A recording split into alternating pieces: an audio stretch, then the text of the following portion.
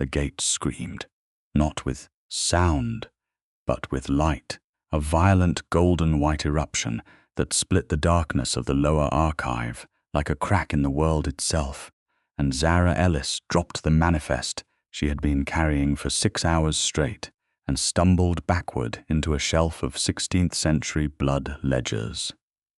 Dust rained down, the ledgers shook, and the gate, a thing she had catalogued exactly 47 times over 3 years of working in the Velkan collection's restricted basement, a gate she had been told was decorative, ceremonial, sealed since the founding, entirely inert, blazed, every engraved sigil along its iron surface ignited in sequence. Zara counted them without thinking, because she was a trained archivist, and her mind catalogued things even when her hands were shaking. 12 outer sigils, 6 inner rings, and at the very center a crest she recognized, the crescent and thorn of House Velkan. And then the cold came. It arrived before he did, the way a storm announces itself through pressure before rain.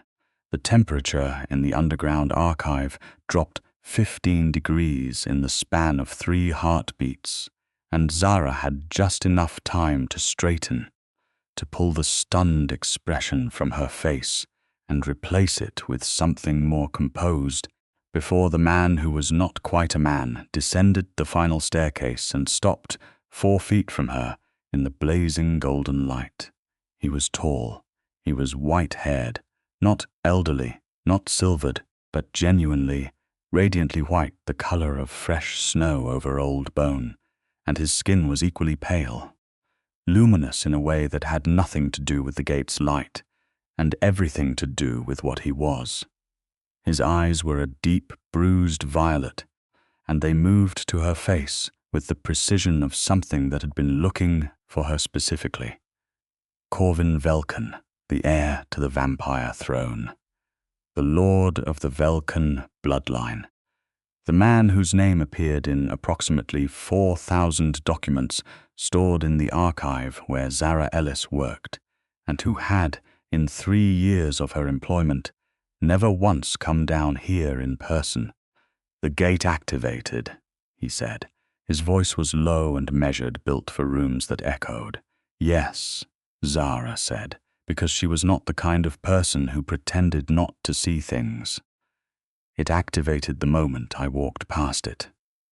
Which is interesting, because the access records show it has been sealed for 312 years. Something moved through his expression. Not quite shock, he was too controlled for shock, but something beneath it, a depth of recognition that made the fine hairs along Zara's arms rise. "You know what you are?" he asked. "I know what I am," she said.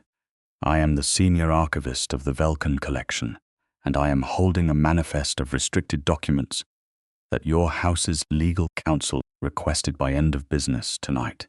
What I do not know is why a sealed ceremonial gate just treated me like a key." He crossed the distance between them in 2 steps, not rushing, not slow, and placed one long-fingered hand flat against the gate surface beside her shoulder. The light intensified. He was close enough that she could see the faint silver tracery at his temples, the absolute stillness of a chest that did not need to breathe unless he chose to. "Because that is precisely what you are," Corvin said quietly, "and someone has gone to extraordinary lengths to make certain neither of us knew it. That was 3 hours ago." Now Zara sat in Corvin Velkan's private study on the 47th floor of the Velkan Tower, which the human population of this city believed to be the executive suite of a global antiquities firm, and which was in fact the beating heart of the oldest vampire court to survive the modern era. She had a cup of coffee she had not touched. He was standing at the floor-to-ceiling window, watching the city below with the particular stillness of something that had watched cities rise and burn and rise again. "Explain to me," she said, "from the beginning." and do not condescend. I have read every document in that archive, including the blood law compendiums and the succession treaties. Start from the assumption that I am informed." He turned from the window. A ghost of something crossed his face. Not a smile exactly, but the architecture of one. "Most humans who are brought to this room ask to be taken home. I am not most humans," she said. "And you have not answered my question." He sat across from her, inhabiting the chair the way old things inhabited old spaces, with absolute authority and no self-consciousness whatsoever. 312 years ago, he began, my ancestor, the Lord Dravian Velkan, fourth of the line, bound himself and all heirs of his blood to an ancient compact called the Arca Covenant. It was a treaty of sovereignty, establishing the Velkan bloodline's right to rule without challenge from the 7 lesser houses. But the compact had a clause, a fail-safe. "The gate," Zara said. "The gate," he confirmed. "In the event that the Velkan bloodline was ever threatened with extinction, not simply challenged, but genuinely threatened, the Arca Covenant would seek out what the document calls a lifekey, a human soul whose blood carries a resonance compatible with the Velkan anchor sigil, a person who can, in the event of a succession crisis, activate the Covenant's protections and stabilize the bloodline's claim." Zara set down her coffee cup very carefully. "The gate did not activate because I am special. It activated because your bloodline is in danger?" "Yes. Tell me what the threat is." He was quiet for a moment. Not hesitant, she was learning to read the difference. Quiet was something Corvin Velkan chose, the way he chose his words and his posture, and the precise angle at which he held his authority. "My father died 4 months ago," he said. "Lord Corvin Velkan. The death was announced as illness. It was not illness. He was killed by members of the alliance calling themselves the Conclave of the 7, the same 7 lesser houses the Arca Covenant was designed to hold in check. And with your father gone, they are moving against your succession. 3 weeks ago, a formal challenge was lodged in the blood law courts. Velkan's succession rights contested on the grounds that I have not completed the Arca binding. The final act of claiming my lordship, which requires the Covenant's activation to be witnessed and sealed by a lifekey." He looked at her with those bruised violet eyes. "Which requires you." Zara pressed her hands flat against her thighs and thought clearly, which was what she always did when things were trying to destabilize her. "So the conclave arranged your father's death, knowing the succession ceremony could not be completed without a lifekey, and they counted on the lifekey never being found.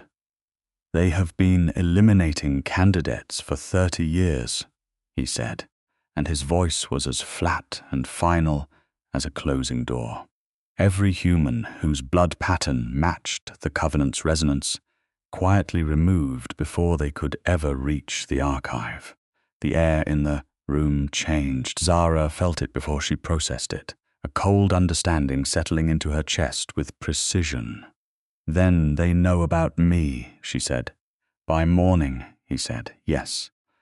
The gate's activation would have registered on the blood law court's monitoring systems. Every member of the conclave will know that a life key exists by sunrise, and they will attempt to eliminate me before the sealing ceremony can be performed." "Yes." She looked at him for a long moment. He met her gaze without flinching, without offering false comfort, without dressing any of it in softer language than it deserved. She respected that more than she could easily articulate. "Then we need to perform the ceremony before sunrise," she said. Something shifted in his expression, genuine surprise this time, moving through the controlled planes of his face like wind moving through still water.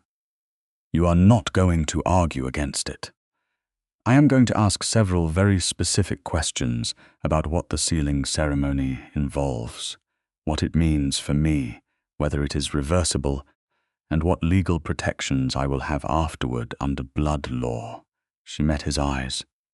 "And then, if the answers are satisfactory, no, I am not going to argue against it. 7 people have already been killed to prevent this moment. Arguing against being alive feels somewhat counterproductive."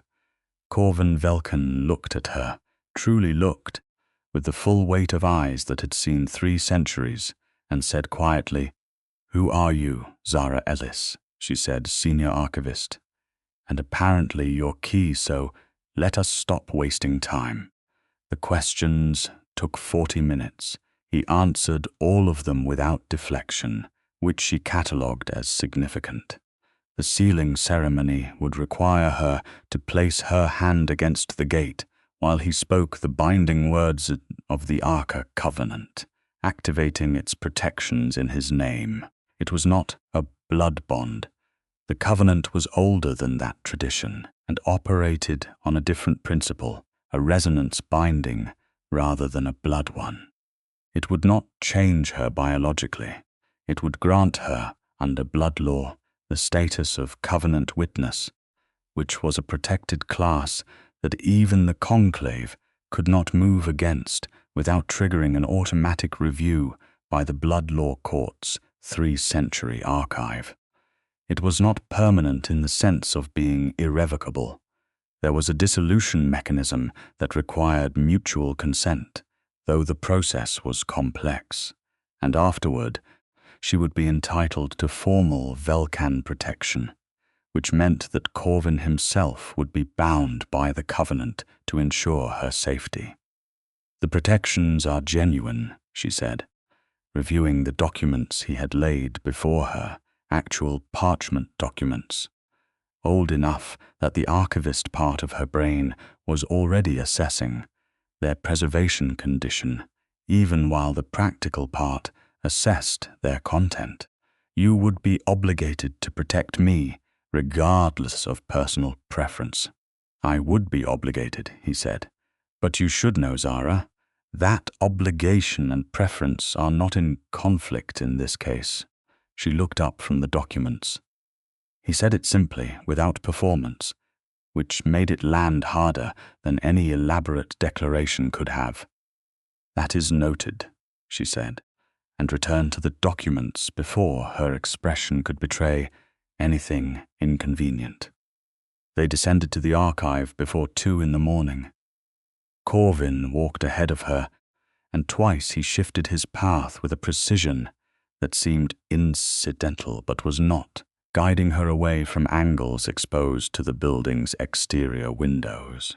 She watched him do it without comment, filing it away, protective, instinctual.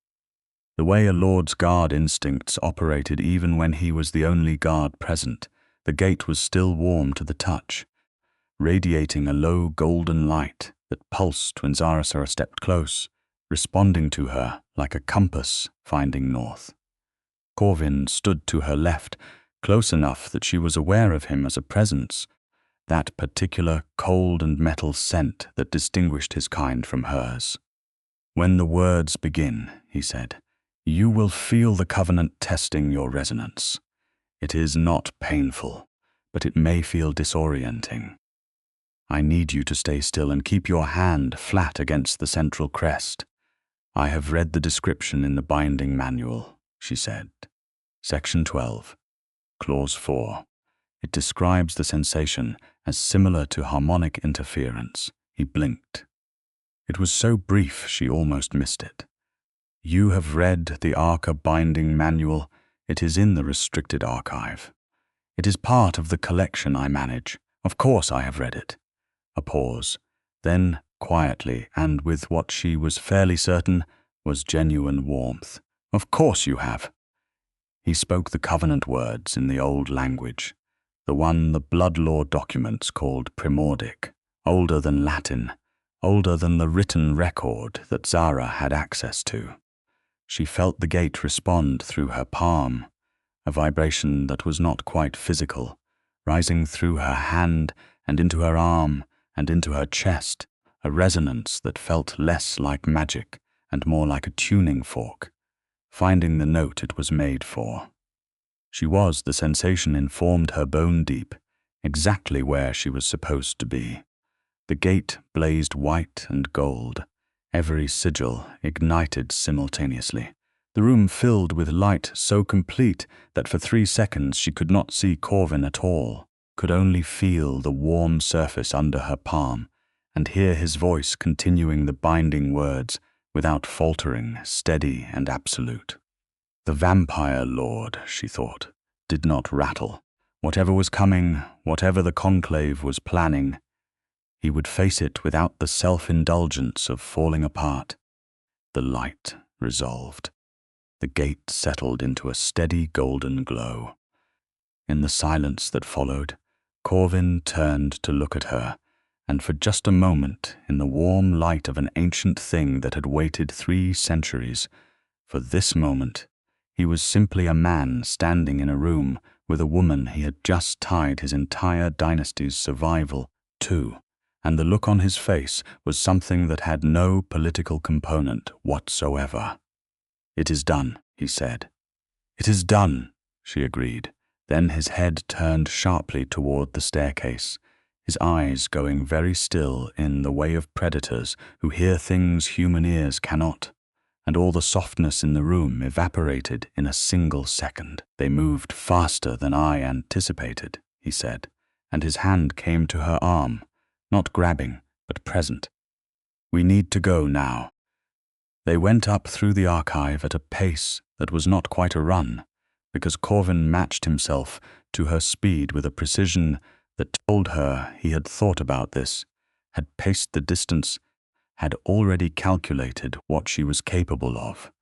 There were 3 of them at the archive's upper entrance, vampire quick, formal in the dark clothing of a conclave enforcement unit, faces she did not know.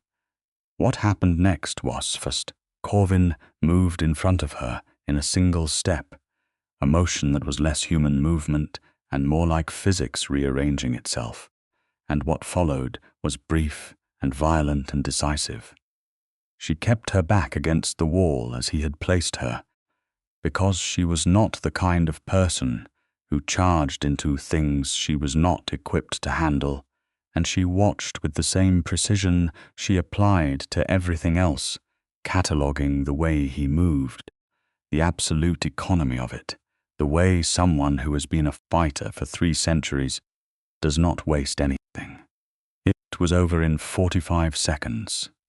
He came back to her without a mark on him, adjusting the cuff of his sleeve with the same manner one might use after completing a mildly annoying administrative task, and she would have found it absurd if the controlled danger of him were not so completely, devastatingly apparent.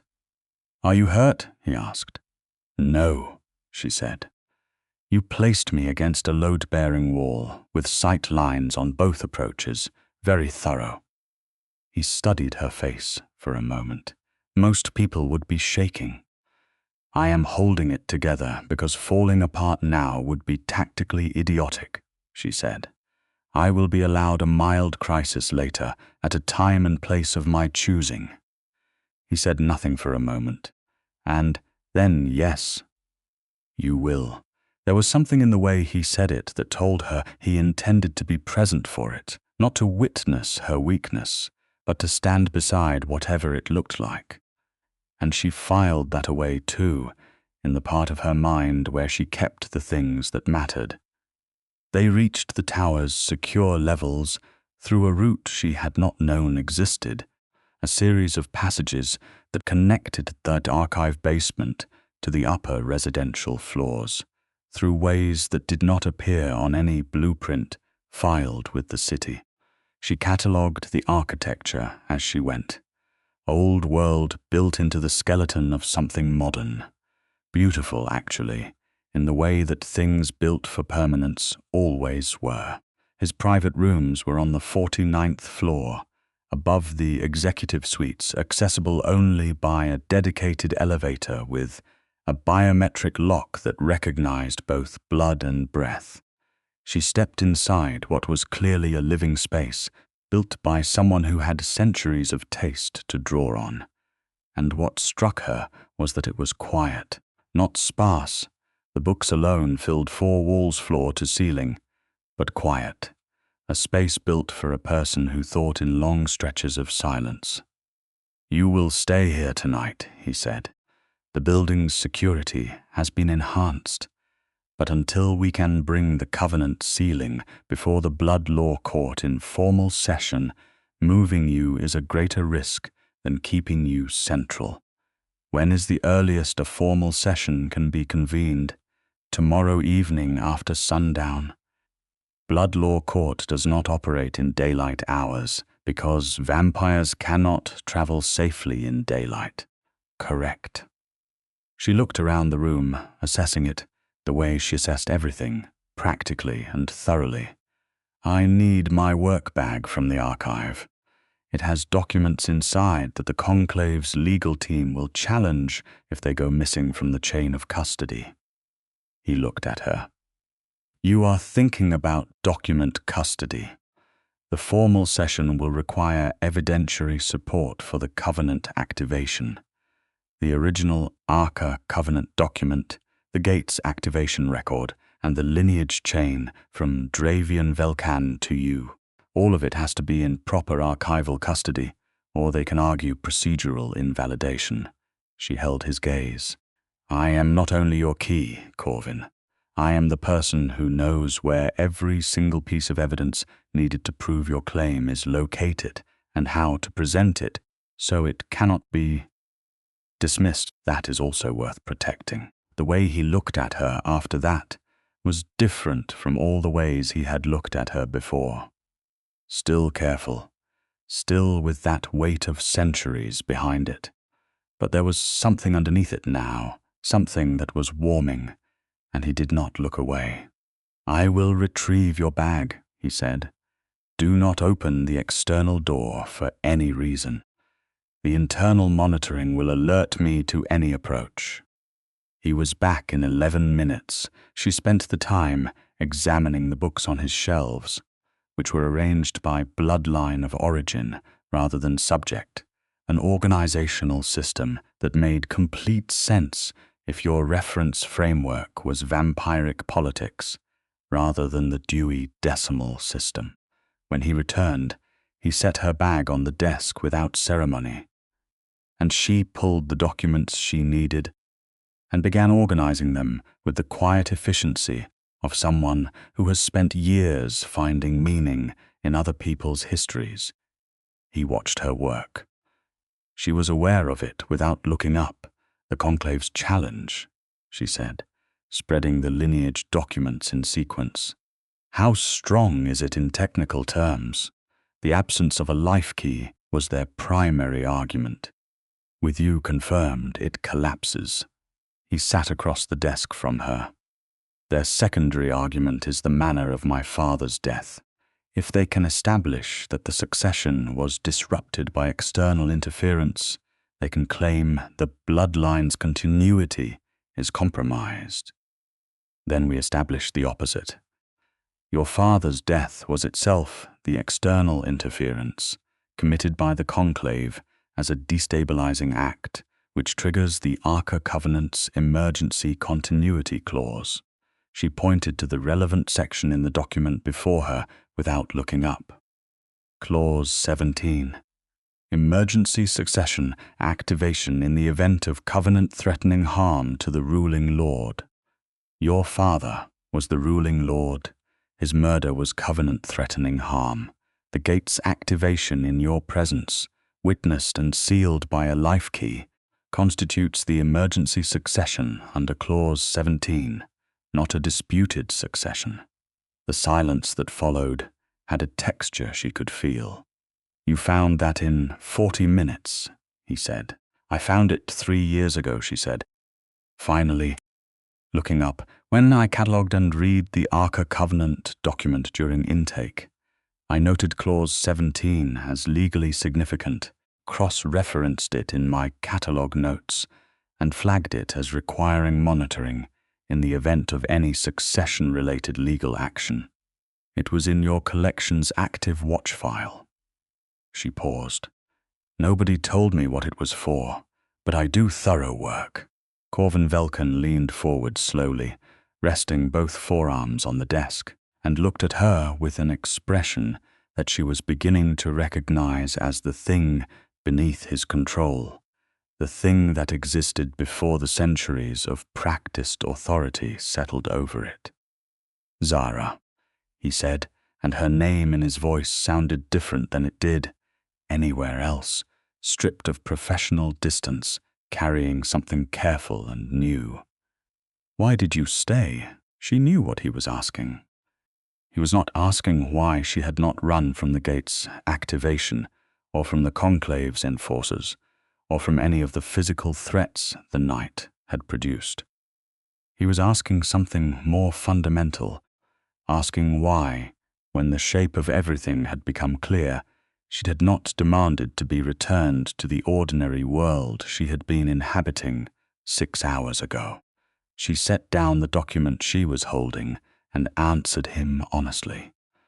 Because I have spent 3 years inside a collection that is the most extraordinary archive of living history I have ever encountered, and for 3 years I have understood, on some level I could not articulate, that it was not simply a collection, that there was something it was waiting for, something I was waiting for. She held his gaze.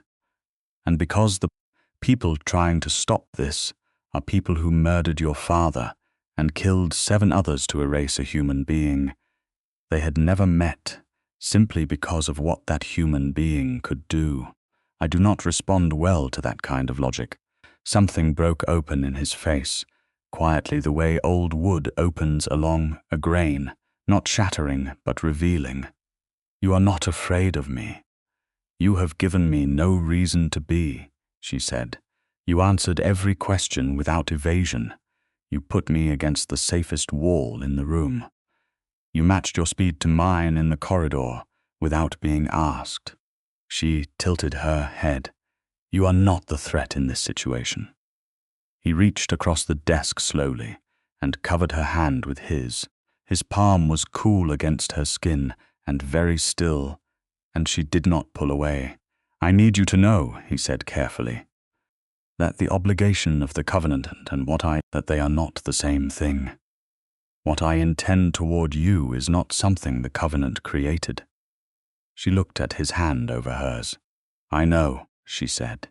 I catalogued the covenant's terms, remember. Covenant witnesses receive formal protection, not personal devotion. Those are 2 different entries. He exhaled, soft and careful. Yes, he said. They are. She turned her hand over under his slowly, palm to palm, and said nothing more. There was time for more later. There was, if the blood law court did what it should, a great deal of time. The night passed in work and in the particular intimacy of 2 people, occupying a room without performance, without pretense, doing what they were each built to do. Zara organized documentation. Corvin coordinated with the tower's security architecture, moving through his communications with the quiet efficiency of a man who had been managing a dynasty's strategic reality for a very long time. Occasionally, one of them would speak. He would ask a clarification about a document, She would ask a question about blood law procedure, and gradually the questions became something else, became the architecture of 2 people learning each other. She learned that he had assumed the heir's position at 26, which for his kind was young, and had spent the 2 centuries since building a court that other houses respected and feared in equal measure. That he had a particular relationship with the archive, had commissioned it himself, had funded its creation as a human-accessible collection, because he believed, against the orthodoxy of his court, that the separation between the human world and the vampire world was both artificial and ultimately dangerous. The conclave's power, he said, near 3 in the morning, when the city beyond the glass had gone quiet and the room felt like a bubble of amber warmth against the outside dark, comes from that separation, from humans not understanding what they live alongside, from my kind believing that distance is safety. He was looking at the city. It is not. It is stagnation wearing the mask of dignity. That is why the archive is publicly accessible, she said. You made the collection available to human researchers deliberately. Yes, that is why they wanted a human archivist running it, not as a courtesy, as a philosophy. He turned to look at her. The previous director of the Velkan collection was one of ours. Vampire-born, formal, brilliant. But he organized the collection for vampire political use, she finished. I found his cataloging system when I took the position. It was accurate but completely opaque to any human researcher. Every cross-reference led backward into vampire court structures a human academic would have no framework for. It was a collection that technically existed for public access and functionally locked everyone out. I dismantled the system and rebuilt the access structure in my first month, Corvin said. It was the first genuinely unilateral decision I made in my tenure. She smiled, and it was a real one. You caused a significant amount of administrative chaos with that decision. The catalog index for the pre-reorganization period is a disaster. It took me 4 months to reconstruct the chain of custody for the 15th century materials. I apologize for that. No, you do not. A beat. And then a real one, brief and warm, and she discovered that the sound of it did something to the center of her chest. They were still across the desk from each other, but the distance was different than it had been. Not smaller, in physical terms, but in another way, in the way that matters.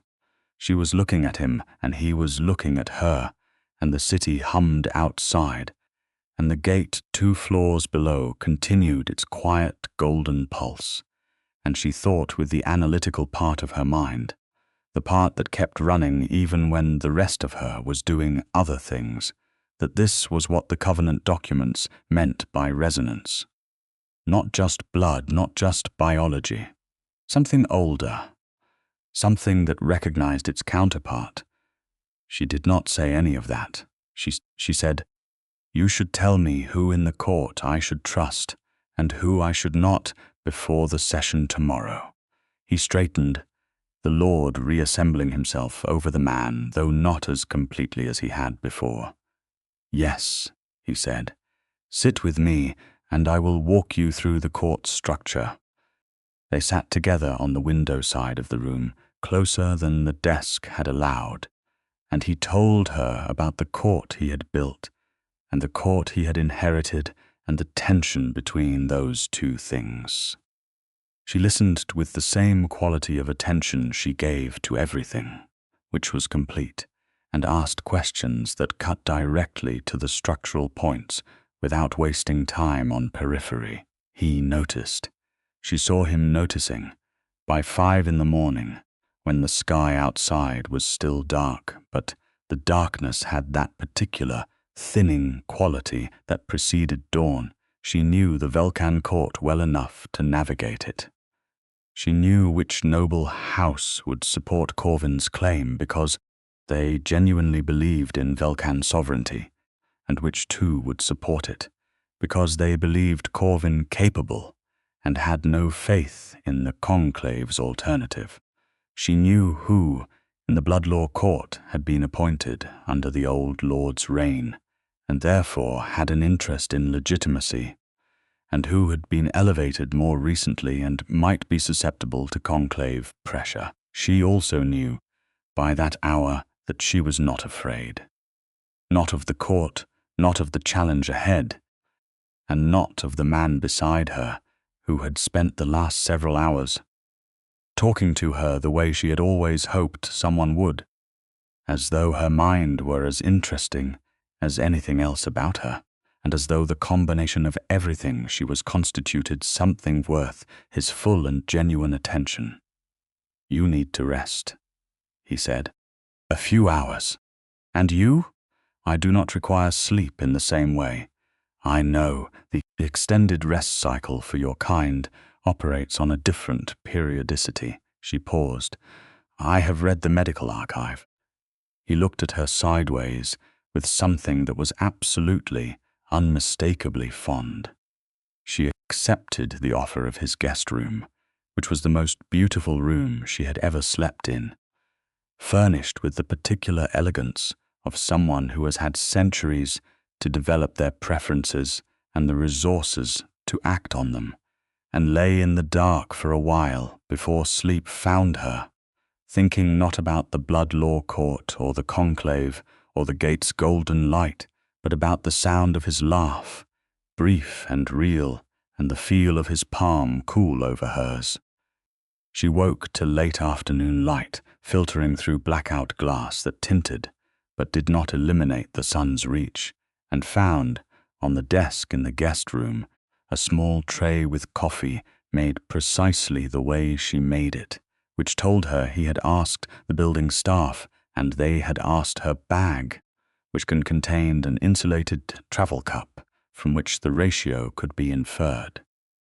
The attention to detail made her heart do something complicated. She dressed from her bag, which she had been carrying for a late archive night, and therefore contained more than usual, and emerged into the main room to find Corvin already in the full formal dress of a Velkan lord, which was a different thing entirely from what he had been wearing the night before.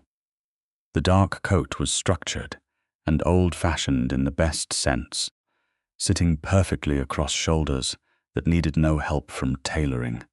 His white hair was back. His violet eyes, when they found her, were prepared and alert, and something else underneath that he did not try to conceal. "The court convenes in 3 hours," he said. "The conclave's legal counsel has already filed 2 preliminary objections." "Let me guess," she said, picking up her coffee. "They are challenging the lifekey identification on procedural grounds and the emergency continuity clause on interpretive grounds." "Correct.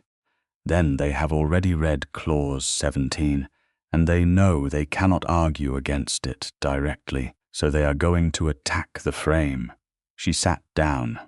"I am going to need access to the archive's secure terminal before we go. I need to pull the original activation logs for the gate, not the copies that exist in the court's monitoring system, but the archive's own proprietary record, which predates the monitoring system's installation and therefore cannot be retroactively adjusted." He was looking at her in that way again, the one she was starting to collect like pressed flowers from a significant day. "Yes," he said, "I will take you down." The archive in late afternoon had a different quality than it did at night.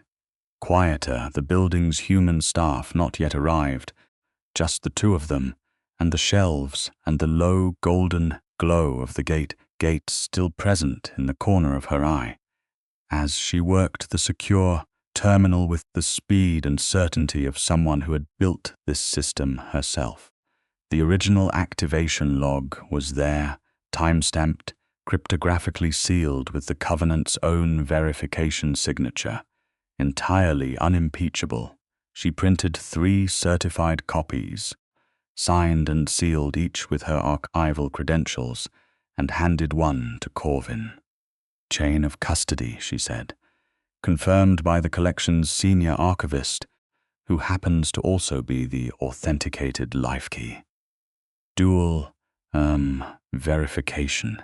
It will take them 6 procedural objections to challenge this, and each one will cost them credibility with the court."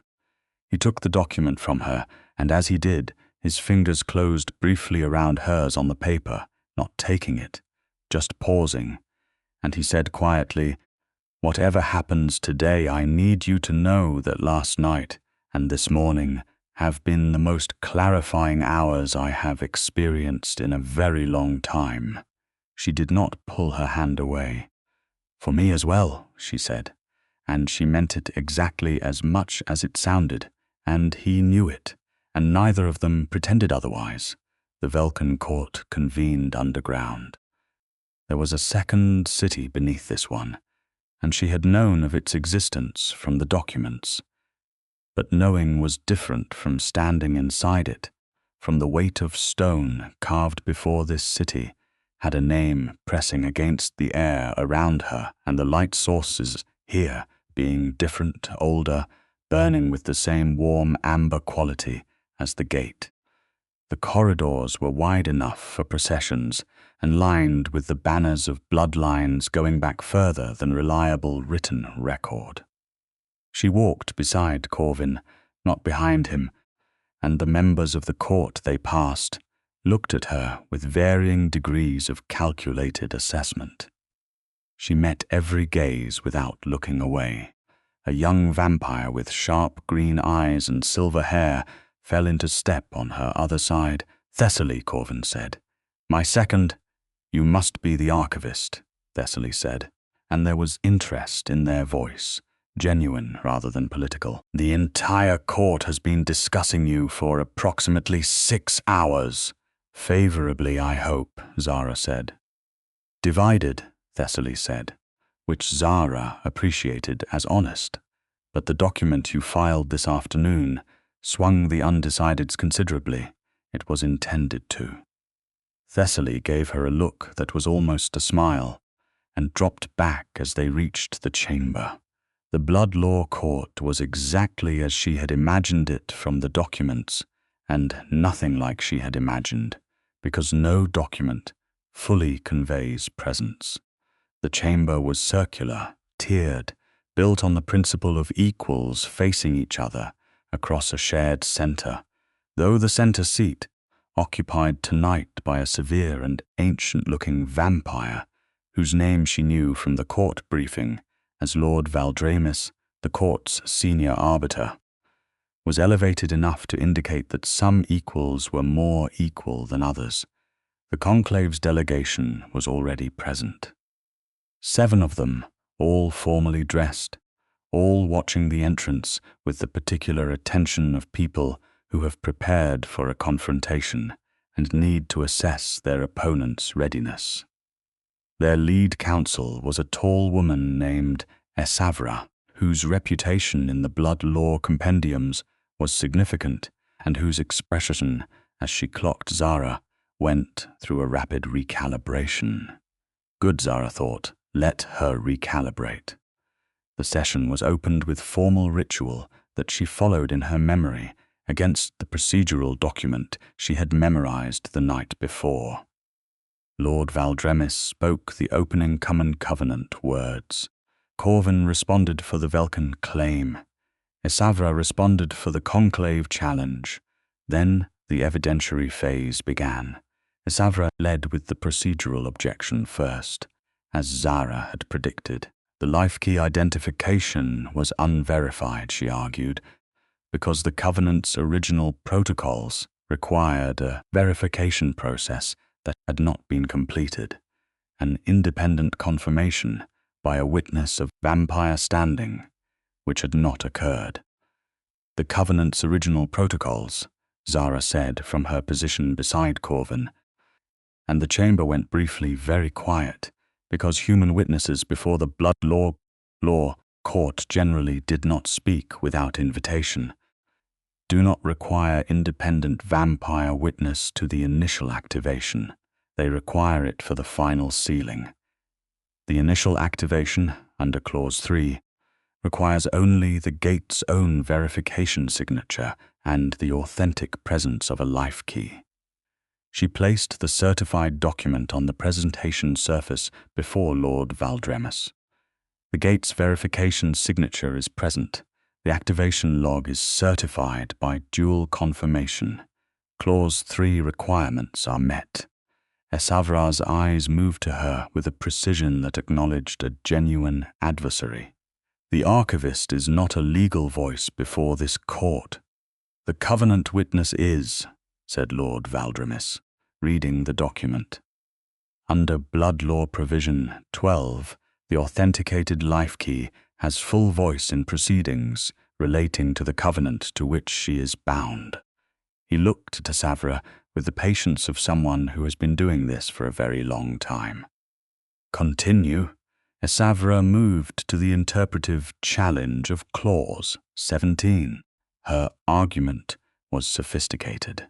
She contended that Clause 17's emergency succession provision required that the disruption to the bloodline be externally documented and formally attributed before it could trigger the covenant's emergency pathway, and that no such formal attribution existed in the case of Lord Corvin Velkan's death, which the court's records still listed as undetermined cause. It was a good argument. It would have been a decisive one against a less prepared opponent. "The formal attribution exists," Zara said, "though not in the form you are expecting." She presented the next document. It was a cross-referenced analysis that had taken her 4 hours to reconstruct the night before, drawing on correspondence in the Velkan archive, movement records, financial documentation, and 3 separate instances of coded communication. She had deciphered, using a cipher system she had discovered in the archive's cryptographic collection 18 months ago and had been keeping in her notes as a significant curiosity. Separately, each document was circumstantial. Together, in the sequence she had organized them, they constituted a chain of evidence linking 3 named members of the conclave directly to a series of decisions made in the 60 days before Lord Corvin's death, decisions that created both motive and means. The chamber was very quiet by the time Lord Valdremis finished reading. Savra said, with commendable control, "This evidence was compiled by an interested party, by the collection's senior archivist," Zara said, "whose professional responsibility is the accurate organization and interpretation of documentary evidence, whose credentials are on file with both the Velkan court and 3 separate human academic institutions, and who has no personal financial or political interest in the court's finding." She paused. "I am interested in truth. That is the specific kind of interest archivists are supposed to have." She heard, from somewhere in the tiered seats, a sound that might have been a stifled laugh. She did not look. She kept her eyes on Lord Valdremis. He deliberated for 20 minutes in conference with 2 associate arbiters, while the chamber held its particular suspended tension. Corvin stood beside her without moving, without showing any of whatever he was feeling in any direction that could be read. And she stood beside him, with her hands clasped in front of her and her breathing even.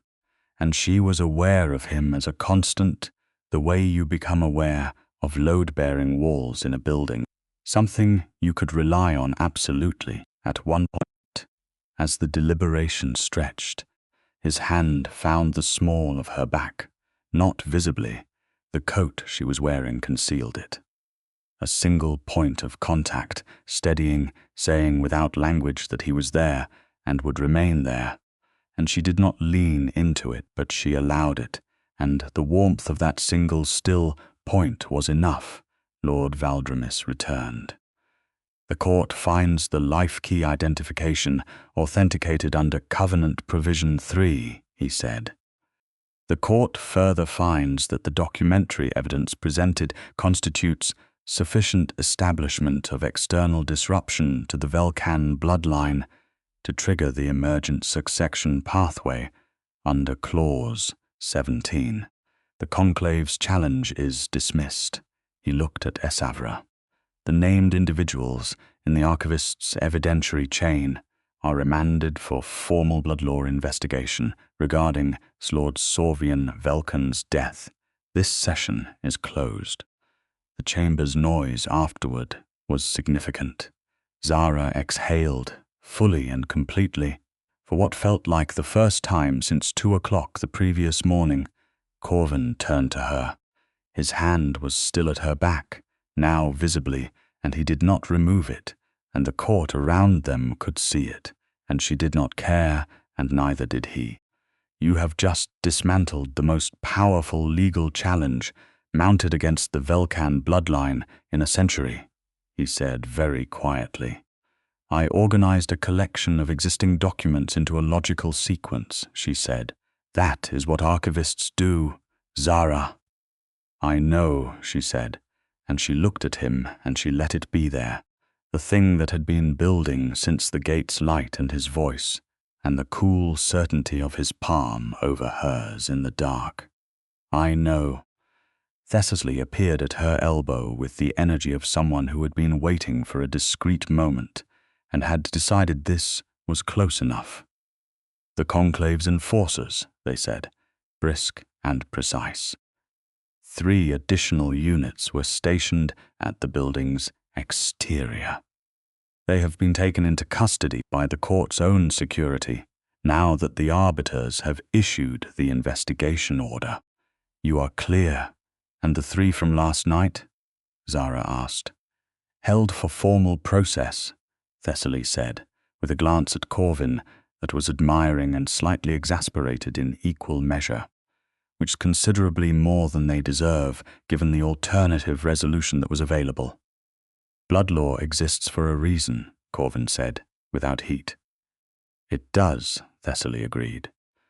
I simply note that you have a very particular relationship with procedural restraint when it would be considerably more satisfying, too. They caught Corvin's expression and stopped. Never mind. The building is clear. The court is satisfied. Lord Velkan's succession is confirmed. They glanced at Zara, and the collection has an extraordinary archivist.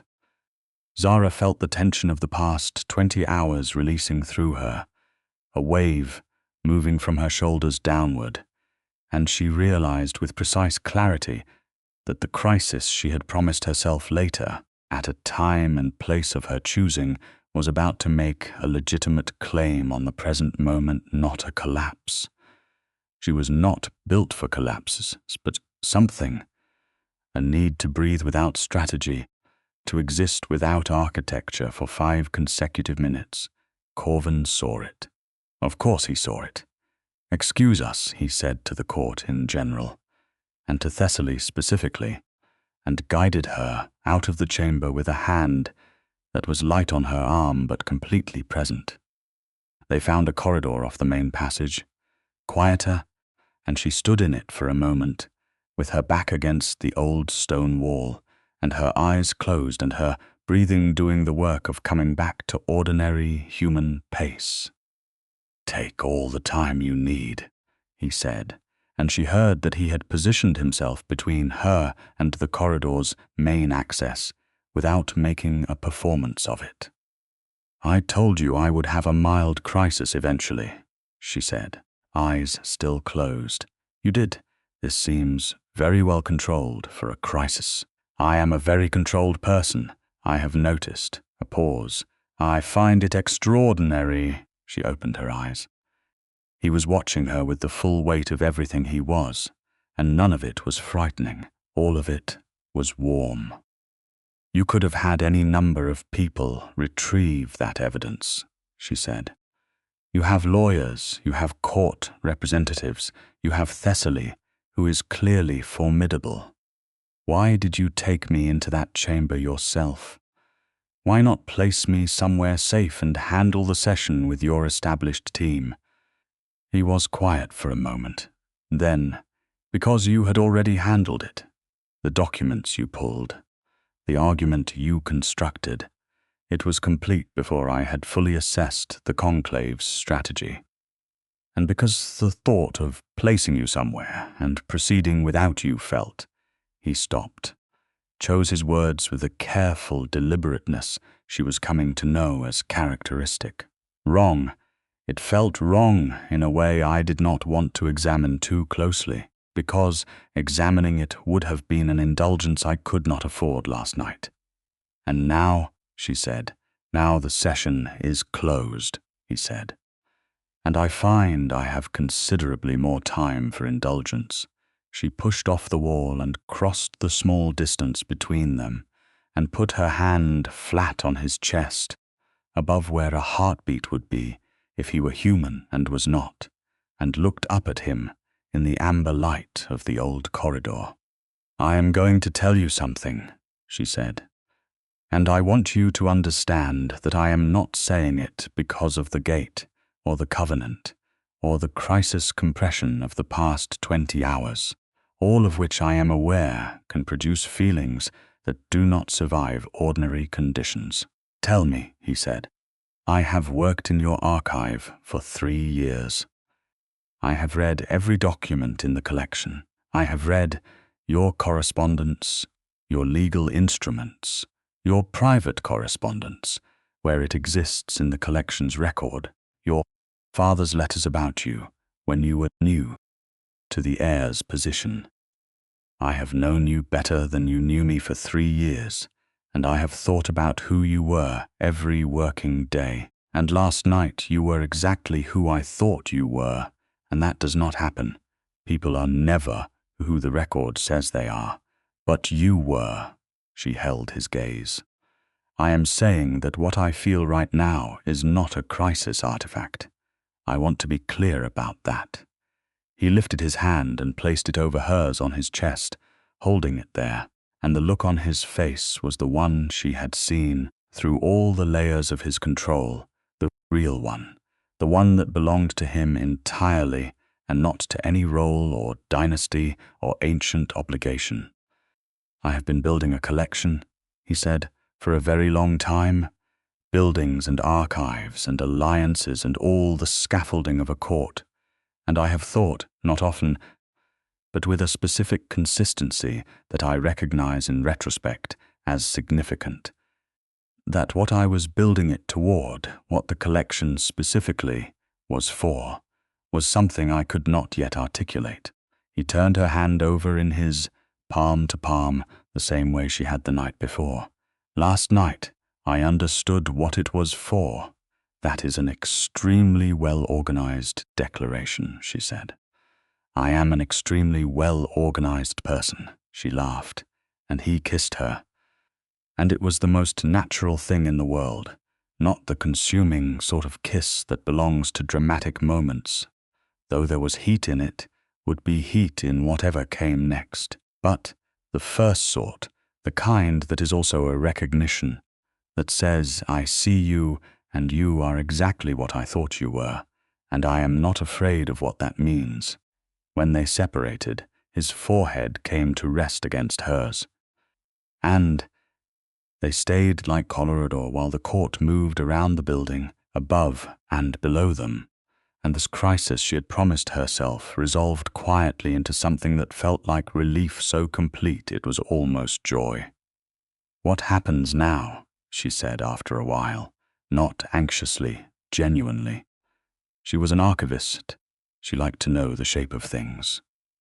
Now, he said, the investigation into my father's death proceeds through blood law channels, which will take months.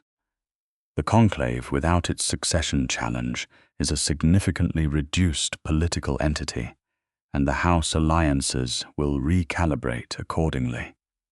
Thessaly will coordinate the court's stabilization.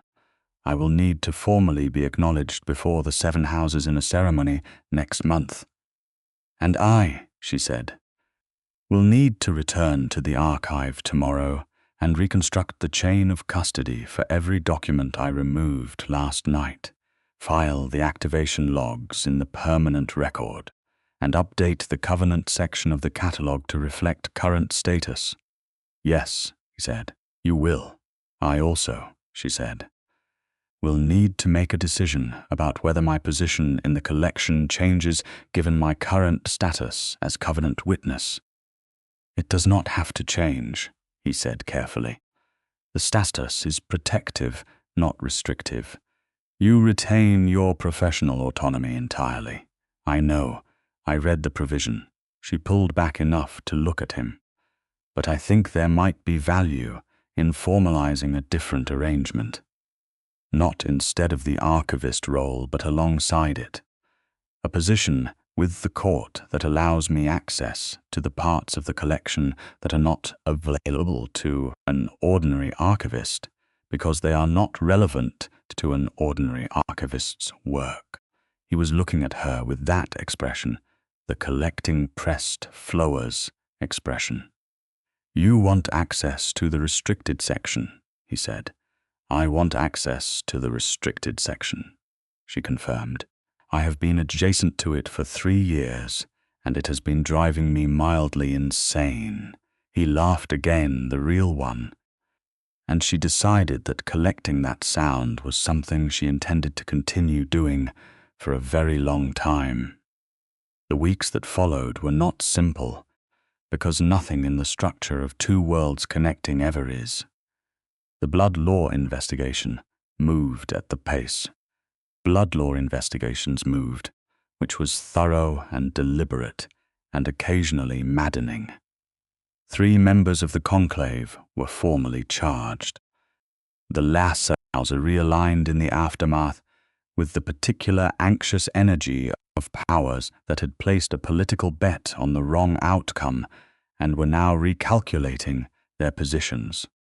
And Corvin navigated the realignment with the steady patience of someone who had been doing this for 200 years and understood that patience, applied consistently, was itself a kind of authority. Zara worked. She returned the documents to their proper custody, filed the activation logs, updated the catalogue, and completed the restricted access manifests she had been carrying.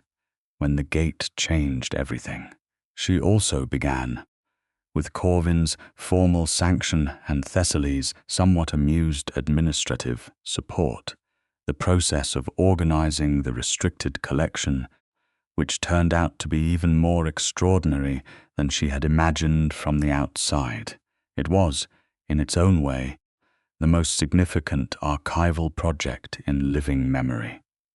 A collection that had been built over 3 centuries and never properly organized, cross-referenced only internally, without any systematic framework connecting it to the broader collection or to the human historical record it overlapped with in approximately 4,000 significant places.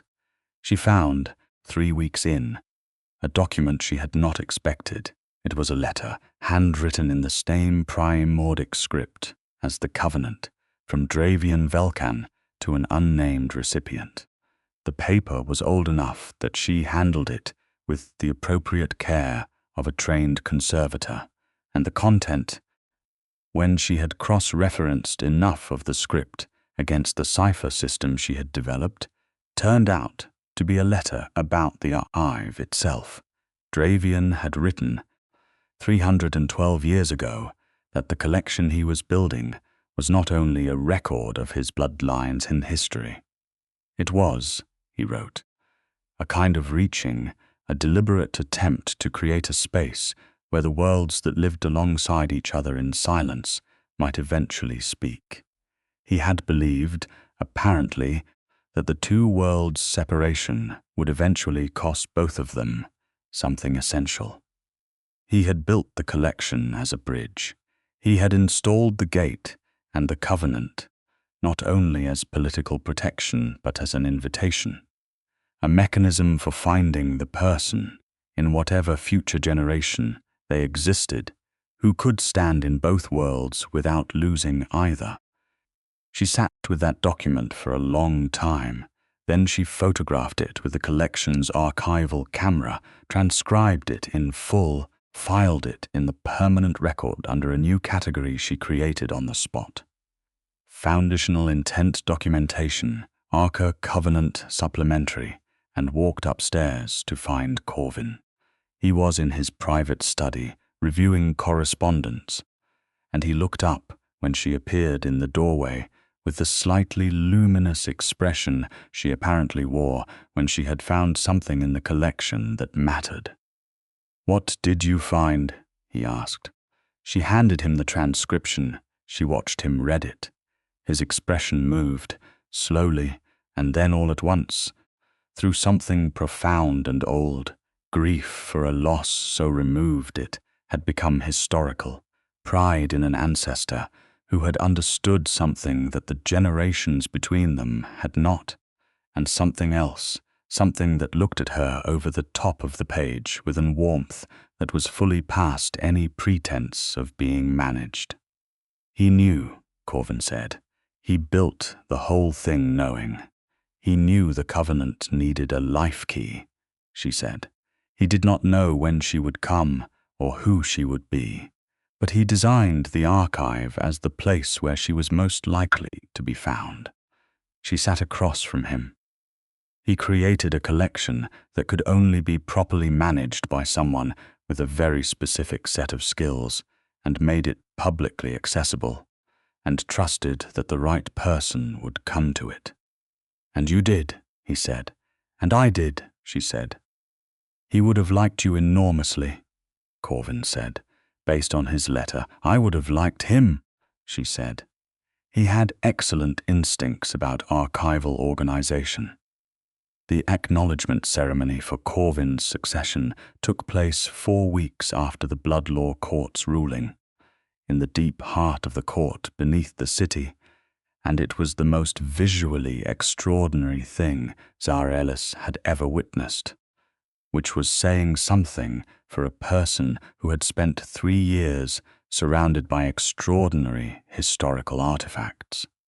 She stood in the formal position of covenant witness, which placed her to Corvin's right, which she had read in the protocol documents, but experiencing it was different, standing in a role that was hers by something as old as the covenant and as specific as her own blood, in a room full of beings who represented 3 centuries of her world's hidden history, and knowing that she had helped make this moment possible.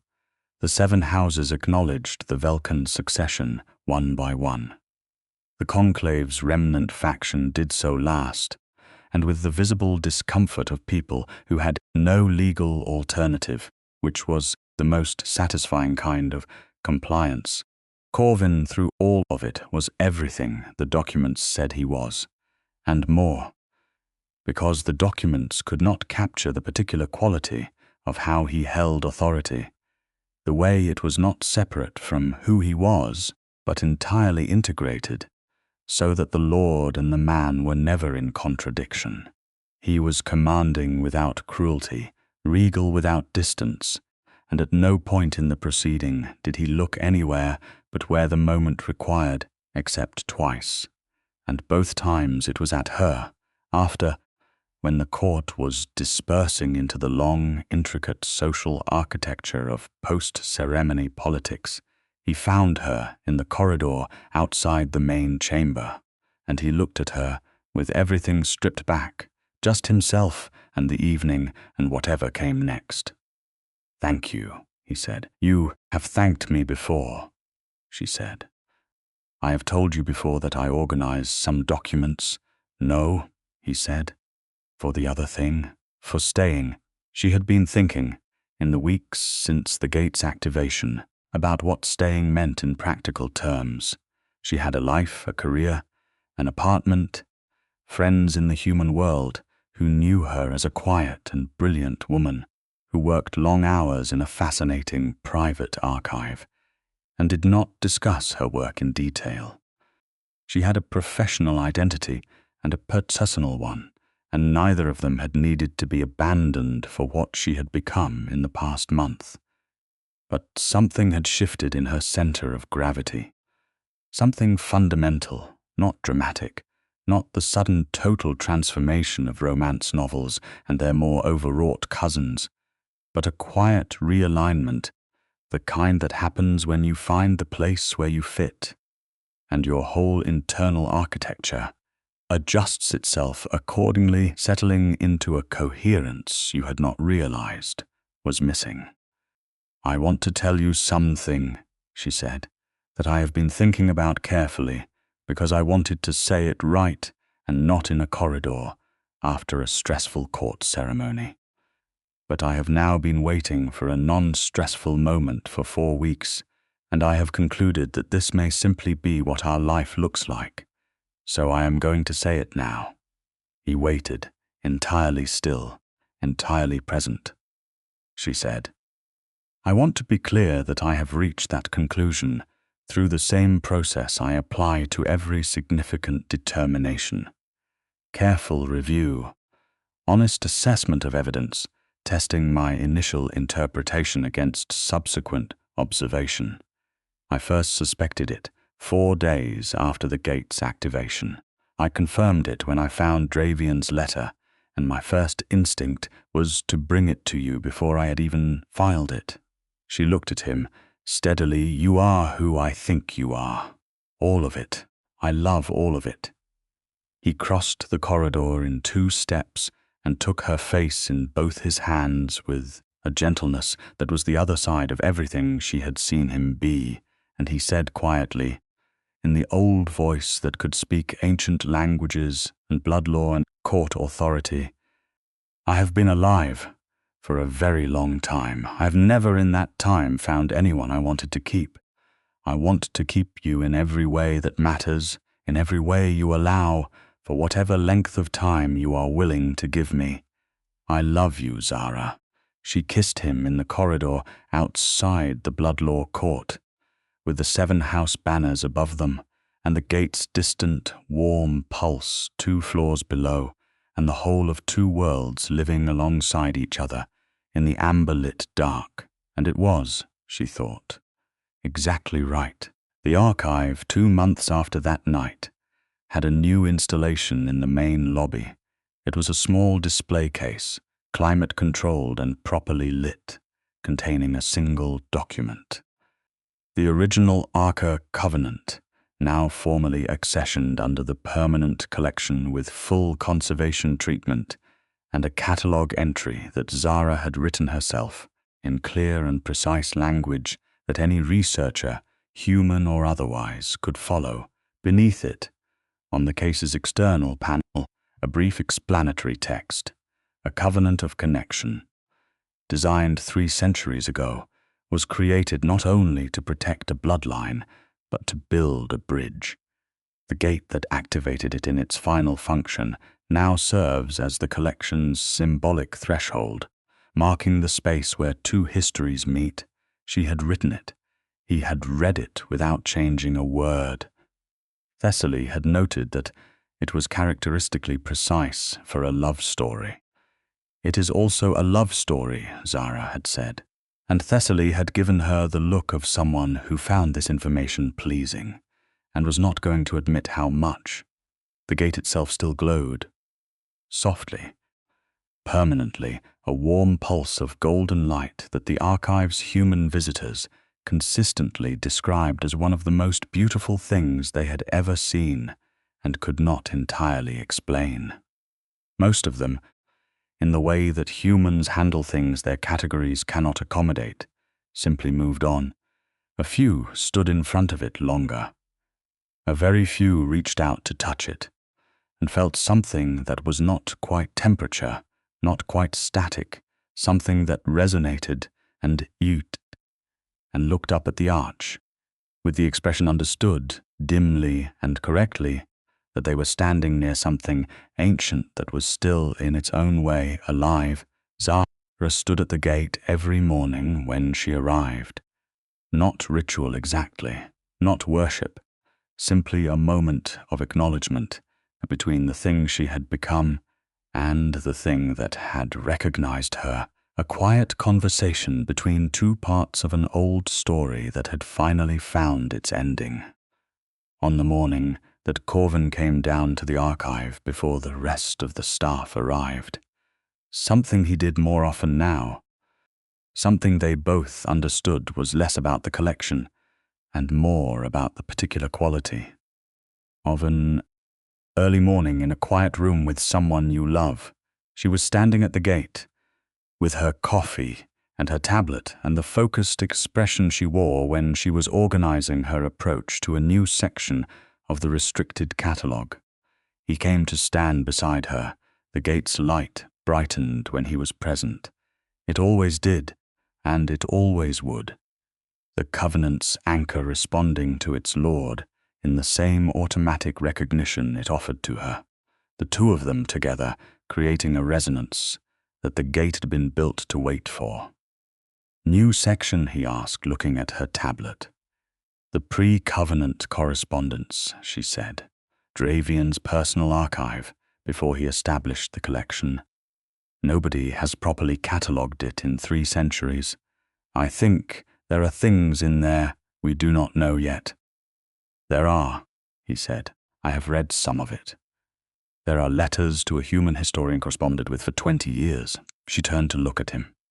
"A human historian?" "Yes. He had a precedent," she said. "Dravian. Before us he already knew that this was possible." "He did," Corvin said. "He spent 20 years proving it. I suspect that correspondence is in the pre-covenant archive because he filed it there deliberately as a record of what he had learned." She turned back to the gate, the golden glow of it warm on both their faces, and she said, "He built a bridge and left a record of it for whoever came after." "Yes, that is good archival practice," she said. "It is." Corvin agreed. She leaned into him, the solid, cool certainty of him, and he put his arm around her in the quiet of the early archive, and the gate pulsed once, gentle and full, as though it knew and was satisfied, as though 312 years of waiting had arrived at exactly the moment it was designed to reach. Outside, the city moved in its familiar patterns, human and otherwise, carrying its centuries of parallel history forward in the ordinary, extraordinary way that the world does when it does not stop to understand itself. Below it, in the amber light of an archive that had always been 2 things at once, a human woman and a vampire lord stood together at a gate that had kept its promise and began the work of writing what came next. The collection grew, the bridge held, and the lifekey, who had always been exactly who she needed to be, opened the next section of the catalogue and started as she always did at the beginning.